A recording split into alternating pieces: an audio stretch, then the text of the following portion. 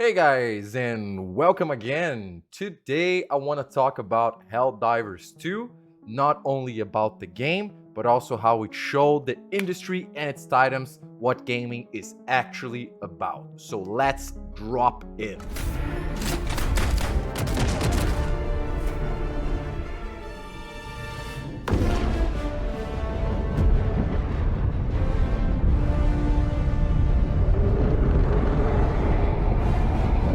So, the basics first, Helldivers 2 is a third-person shooter set in a galactic war for Super Earth! Players fight against bugs, called Terminids in the game, or also automatons, which kind of looks similar to Terminator. It revolves around the idea of collaboration between players to get missions done in order to liberate or defend the different planets around the galaxy. You can also play it solo, but it's a much harder experience, and at one point you might find yourself rage quitting or not having as much of a fun time, even though it is possible. I've seen people do it, I know you can. All that combined with some pretty intense gameplay.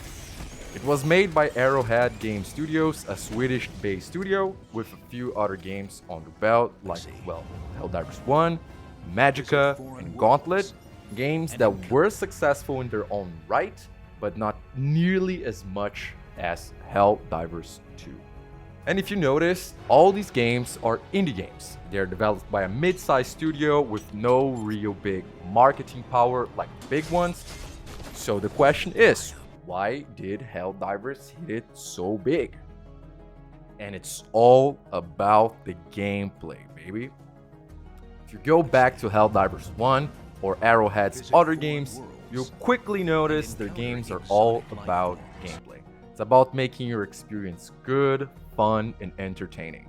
But then you might say, oh, but the AAA games can also be fun and entertaining. And you're not wrong. We thankfully still have great games coming out of that side of the can. We last year had Baldur's Gate 3 coming out, Final Fantasy 16, Spider-Man 2 with a few controversies, but still a good game, Zelda Tears of the Kingdom, and a few years ago, Elden Ring, one of the best games ever made. And all of those games, at least for me, they provided something new in terms of experience and gameplay, providing a fun experience and just a good time, you know? But also, lately, we have seen more and more AAA or quadruple A releases that feel either washed up or as if they're just a reskin of an old game. Like Suicide Squad Through the Justice League is basically Borderlands plus Spider-Man done badly. You have Starfield, which is basically Fallout in space, but bad. You have Assassin's Creed, which has been the same game forever. I miss you, Ezio. An electronic glove. At Atomic Heart, well, Fallout again, but yep, yeah. We also had Forspoken, which is with my mind. I just keep hearing I. there isn't much to say about this one. With my You know what I freaking mind. It all feels too formulaic, almost corporate, right? Well, the shareholders are waiting for their piece of the pie, you know, and kinda hungry. These games, they feel kind of soulless, even with thousands of people working on them, or maybe that's the reason. What I mean to say is that some practices that have become standard within the AAA developers don't necessarily contribute to the quality of games, and are there just to milk the cow that are gamers while keeping the husk of awesome franchises barely alive. You probably know, but some of those practices are, in my opinion, early access. And I mean early access done wrong. You mean buy a game to play 3 days earlier and pay $30 more, but hey, everyone can do whatever the fuck they want with their money. We have Battle Pass, we have premium currency, many different currencies actually inside of games, and many of them also premium. We have FOMO, fear of missing out, either for content that's coming out which is limited in time, or for skins, or whatever you can think about. Bad live service, what I mean by bad live service is basically reskin of events and always trying to push out just the same thing over and over and not actually try to build upon the game and make it better. We also have poor writing. It has been a predominant thing that's been happening around in games where you have either an agenda that's trying to be pushed from the writers, or The writing in itself, it's not compelling, it doesn't make for good stories, and it's just plain boring or uninteresting. And also, one of the big ones is graphics over gameplay. It feels like AAA developers, they try to rely more and more on graphic fidelity to try to push a game out instead of actually trying to push out a game in terms of gameplay. And if the game is not good to play, it doesn't matter if it looks awesome, it's not going to be selling well, or people are just not going to be playing it for a long time. It's just as if they're trying to just keep speeding these games up just to make money. You know, the stories are now bland, they don't keep you engaged, they're not interesting, they don't keep you immersed. The characters many times are not genuine or they feel forced. And the part that's actually supposed to be fun is also poorly optimized or is just the same as it was in previous games, with some small boosts and ass here to make it feel new, and a bunch of microtransactions to top it off. Fortunately, there's still hope in the midst of all this corporate crap. One thing for sure never left, which is passion. We have many great artists and developers that are still working in the industry and they want to keep making good games. But inside of those crazy big developers, those crazy big companies, it's really hard to have your opinions listened to, your wants all distilled, filtered, ignored, whatever you think about. But that's also where indie games shine. Unlike the big companies, indie games are usually made by smaller teams and in groups where your ideas can be better heard and pondered upon. There's better communication and understanding from each team of developers. Doesn't matter if it's level design, character creation, skills, all the different parts of the game can communicate between each other better to better understand how the game is actually building on. And also, it allows for a much easier line of communication between leadership, developers, and community. And having that feedback from the players plays a big part into making a good game. It doesn't mean your community should shape all the ideas for the game, should keep your originality, but listening to the feedback from thousands of people, because it's impossible to troubleshoot everything by yourself or to test out all the possibilities, helps make the game better. Even Baldur's Gate 3, which is a AAA game, is proof of that. They had a big early access period back in 2020, which was purposely done in order to get feedback from players, and, well, we all know how it turned out. And the game of the year is Baldur's Gate 3.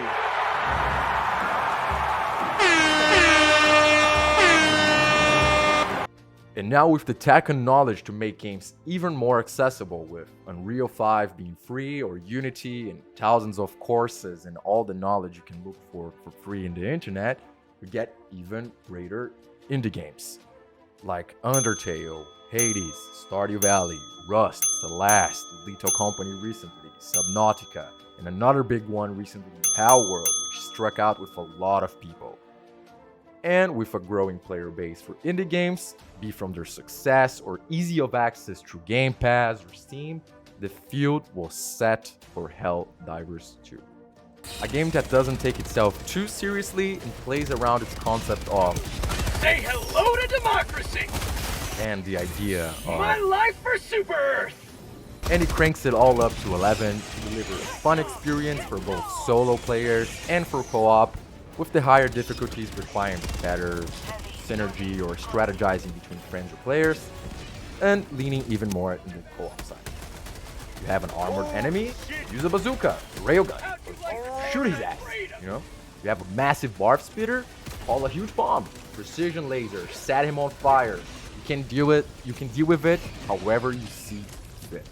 Oh, you just exploded your friend by accident? Don't worry about it, you have unlimited lives. Well, actually you have 5 lives per player, but when it reaches down to 0, it just has a timer, 2 minutes to get another life, so you actually have unlimited lives. All this combined with some solid gunplay and a progression system that, at least for me, feels meaningful, fun, not just inflating numbers around to just create difficulty out of nowhere, but giving you new tools to deal with your enemies your own way. And then again, you tell me, oh, but Helldivers also has premium currency and shop. And yes, It does, indeed. It's a live service game, let's not forget this. But that same premium currency is acquired for free. You can get it inside of missions, in places of interest that are scattered around. You can get it inside your medals progression, where you unlock both credits, and new weapons, armors, and so on. And even if it's just a small amount, it was enough for me with some 20 to 25 hours of gameplay to buy the premium battle pass. I'm not so sure how it's gonna work for the next seasons because of the medal progression, because for each milestone inside of the medal progression you get about 50 credits, and when you reach higher levels it might be a bit harder to get those credits, so we'll have to see. And all that without mentioning that the game also looks great. And one small detail, the engine for Helldivers 2 was discontinued in 2018.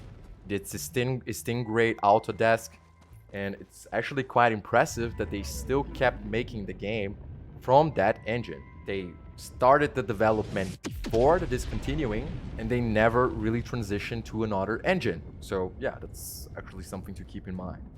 The planets have great ambience and lighting, the sound design is brutal, and you can feel the way of shooting down hordes of bugs, and the impact of the stratagems you call in. Doesn't matter if it's a laser, a bomb, a sentry, everything has feel, you know?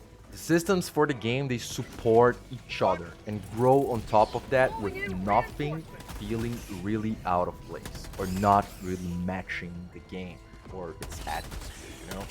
Just, at least for me, it felt like a game that was made without worrying about some kind of messaging behind it or how the audience was gonna see it. It just felt like a game that was made to be fun.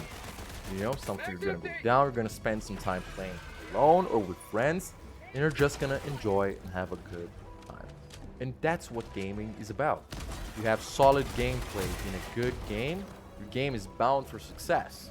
If you have a great game that looks awesome but has trash gameplay, probably not going to be doing so well. And I think the industry should learn something from Helldivers as well. The numbers speak for themselves, you know. Helldivers is a massive success, and it's for a reason. It's a game that builds on top of the idea of just enjoying yourself.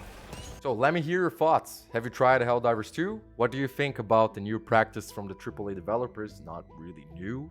It's been happening for quite some time now. But do you think Helldivers 2 is actually a mark on how the game developers have to look at games? I think this is something that has been happening more and more with the rise of indie games. And yeah, let me hear what you have to think. If you liked this video, don't forget to leave a like, subscribe for more, and I'll see you on the next one.